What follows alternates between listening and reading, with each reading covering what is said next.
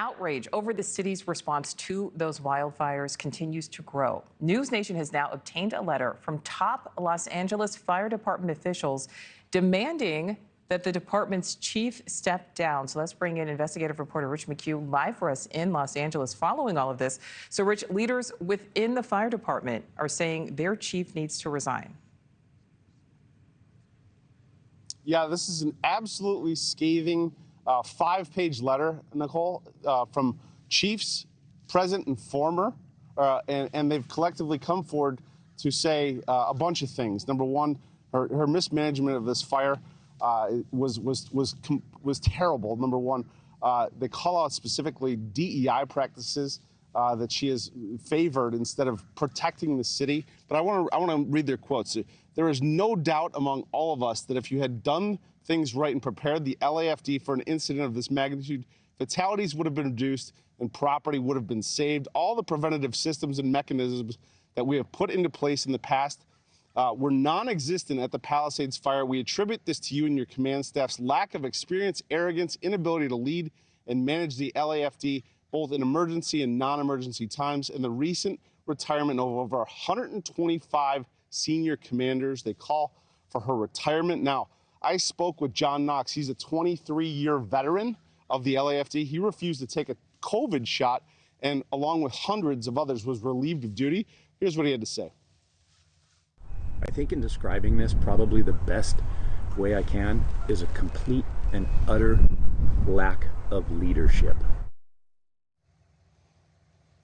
Knox says the problem goes all the way to the top. This internal LAFD document shows that the mayor's office was asking for an additional $48.8 million in budget cuts this year, which would need them to close 16 fire stations. Knox says that the lack of pre-deployment when the city knew about this looming catastrophe was a failure, that they suspended the testing of hydrants due to the budget cuts, and that the Santa Ynez Reservoir has been sitting empty for nearly a year. There's been a lot of talk about the Santa Ynez Reservoir being offline. If that were online, if that were full of water, would that have made a difference in your opinion?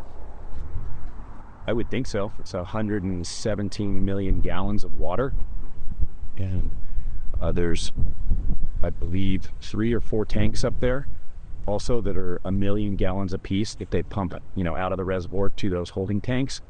And it's also my understanding that one of those tanks was empty. Further, even though Governor Newsom says all the reservoirs are up and full, that appears not to be true. The LA Department of Water and Power own data shows that 5 other reservoirs are empty at 0%. Knox lays the blame squarely on severe mismanagement from the top. Take a listen. The fact that the forest management, brush abatement, dry hydrants, lack of pre-deployment, and budget cuts, those are all issues.